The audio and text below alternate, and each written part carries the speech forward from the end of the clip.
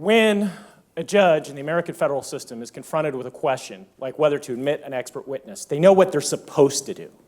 What they're supposed to do is take a complicated body of law, apply it to all the facts that the sides have argued with them about, and come to a neutral, dispassionate understanding, so just the law and the facts feeding into the judicial decision.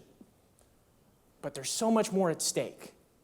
When they make this decision, they know it's the difference between there being a trial and a settlement. They know it's the difference a lot of times between which side will win and which side will lose.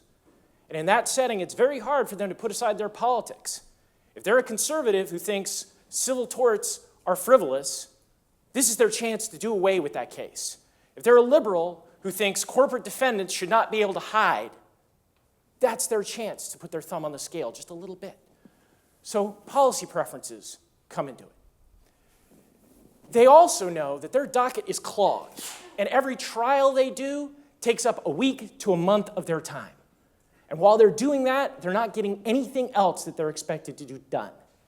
So strategically, there may be a strong motivation to tilt the outcome one way or the other. And then finally, the Supreme Court's told them that they're supposed to be the guardians of science and technology. But if you know anything about judges in America, it's that most of them got into the law because they're afraid of science and technology. And so they're asked to use multiple factors they know nothing about. But there's a couple factors the court has said they can use that they're very comfortable with: credentials and publications.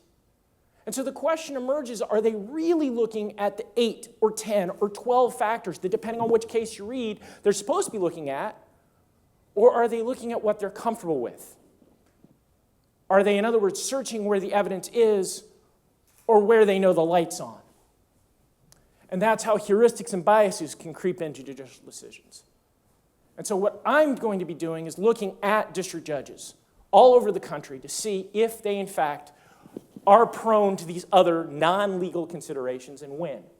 Not so that we can hold them up as hypocrites, but rather so that we can train them better and realign our expectations of them so we don't set them the superhuman task of being purely dispassionate and neutral and then delegitimate the entire judicial system when they prove to be mere mortals. Thank you.